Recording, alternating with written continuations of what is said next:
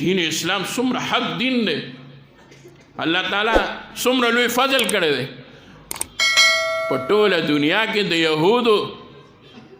په مذهب کې یو یهودي حافظ دغه تورات چې هغه پکې بله توراتونه جوړ کړي دي د یوې سپارې د هغې د یو جز د تورات حافظ نشته او الحمدلله په کروڑها حافظان په دنیا کې د قرآن مجید هره علاقه کې او په هره کوڅه باندې موجود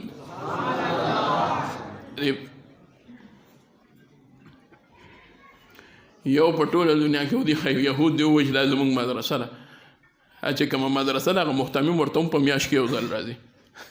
او چې په میاشت کې هم راځي هغه له هم پیسې ورکوي مدرسه نه ده هسې یو سنټر جوړ کړی ما ته د اټلي زمونږ یو ملګرو ډېر پخوا یعنې ډېر پخوا مطلب دا دی دومره مخکې چې زه لا دې والد صاحب هم حیات و زما دا خبره نه وه هغه راته یو خبره وکړه ما ته یې ویل ته یو پوپ دی په اټلي کې اټلي د دی مرکز دی د عیسایت اټلي لوی مرکز دی روم دی او روم د پخوا نه د عیسایانو ځای دی په هغه روم کې دی اټلي کې وی یو ګرجا ده ډېره غټه ګرجا ده وی په هغې کې یو پوپ په کړکۍ کې ولاړی په کړکۍ کې او وی سر غریب رایستی سر یې رایستی کړکۍ نه او وی په ولاړه باندې هغه د سهار نه تر غرمې او بیا پکې راته ښکاري لږ رس ټوکې بیا راوځي بیا تر ماښامه ماسخوتنه پورې تر کومې چې خلک په بازار باندې ځي راځي او په هغه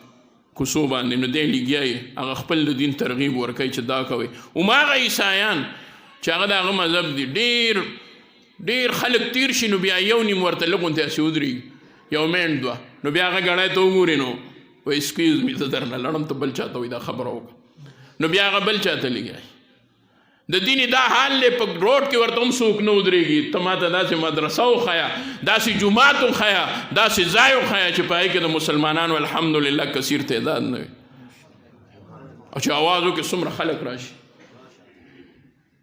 او په هغې کې یو داسې ګروپ نشته چې هغې په خپل پیغمبر باندې ننګ وکړي او په دنیا کې وګورئ د ختم نبوت کار ته ما ته داسې مسلمان وښیي خدای دې ونه کړي چې داسې مسلمان وي چې هغه د ختم نبوت په کار باندې ځان قربانولو ته تیار نه وي نعرہ تکبیر تاج و تخت ختم نبوت تاج و تخت ختم نبوت